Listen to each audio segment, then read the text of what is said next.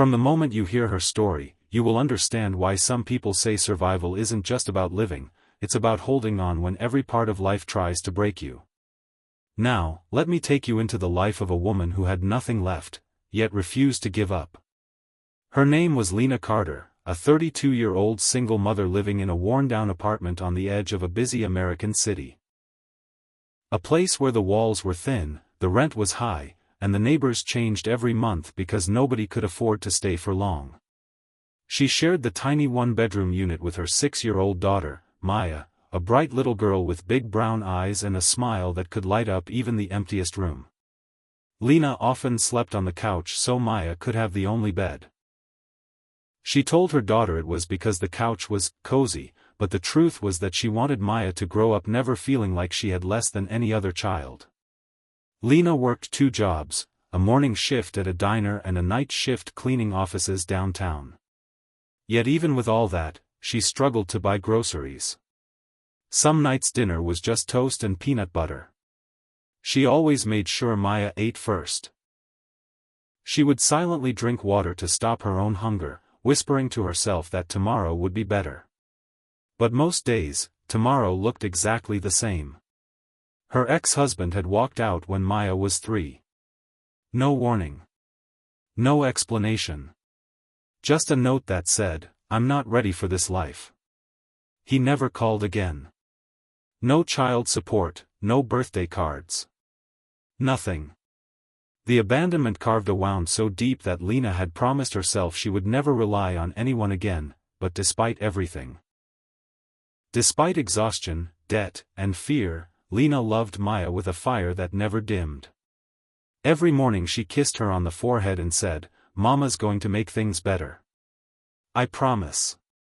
And every night, she tucked her in with a smile even if her own tears were still drying on her cheeks. One freezing winter morning, Lena woke up to find that the apartment heater had finally died. The room felt like ice. She covered Maya with 2 blankets, wrapped her in her coat, and whispered, "I'm sorry, baby. Mama's trying."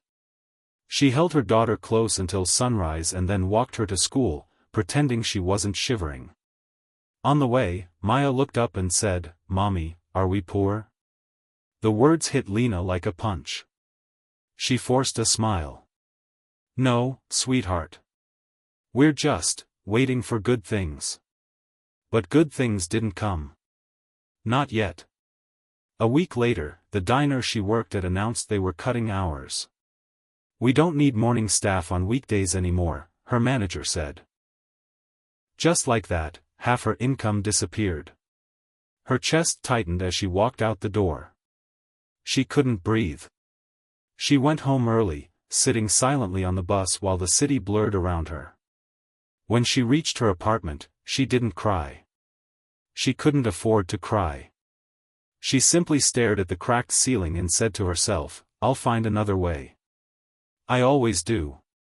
But fate had a strange way of testing her. One night during her office cleaning shift, she noticed a little boy sitting alone in the lobby of the building she was cleaning. He looked around 9 years old, with tousled blonde hair and a backpack hugged tightly to his chest. His eyes were red like he'd been crying. Lena walked closer and gently asked, "Hey, sweetheart, are you okay?" He sniffed and shook his head. "My dad forgot to pick me up again." Lena's heart cracked. It reminded her too much of her own childhood. She sat beside him, offering the small chocolate bar she kept for emergencies. "Here. You'll feel better after this, trust me." The boy hesitated but finally took it. "Thank you," he whispered. While they waited, Lena kept him company, telling him about silly things Maya liked.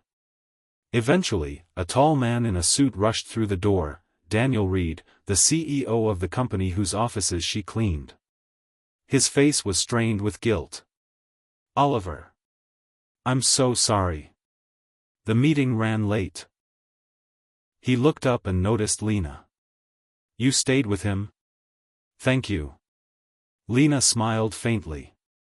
"He just needed someone to sit with." Daniel nodded. "I appreciate it more than you know." She brushed it off. Any mom would have done the same.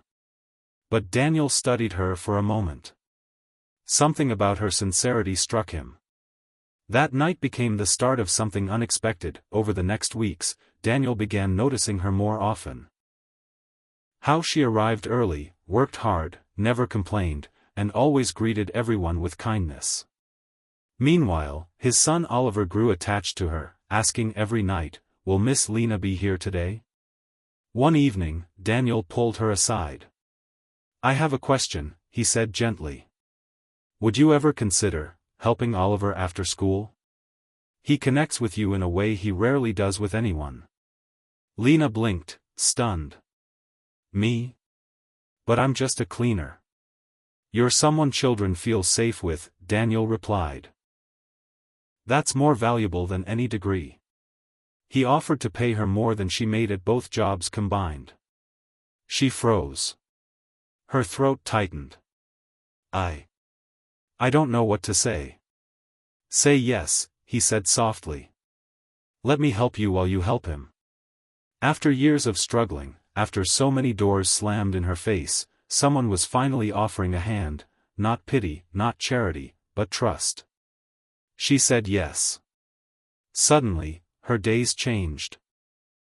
She woke up without panic, fed Maya breakfast without counting coins, and even bought her a warm winter coat, the first new one she'd ever owned. Maya giggled and spun around the living room. "Mommy, I feel like a princess." Lena covered her mouth to hide the tears. "You are a princess, baby." Working with Oliver brought calm to her life. The boy was bright but hurt inside. His mother had passed away 2 years earlier, and Daniel, drowning in grief, had buried himself in work. Oliver needed warmth. Maya often joined them, and soon, the two children became inseparable. And then something even more unexpected happened. Daniel began spending time with them, simple things like helping with homework or eating dinner together. Slowly, gently, without rushing anything, he began learning who Lena truly was, a woman who had been bruised by life but never broken by it. One evening, after the children fell asleep, he handed her a cup of tea and said quietly, "You're incredible, you know that?" She shook her head. "No. I'm just surviving." "No," he said, looking directly into her eyes. "You're raising a beautiful daughter, helping my son heal, and giving hope to everyone around you. That's not surviving, Lena.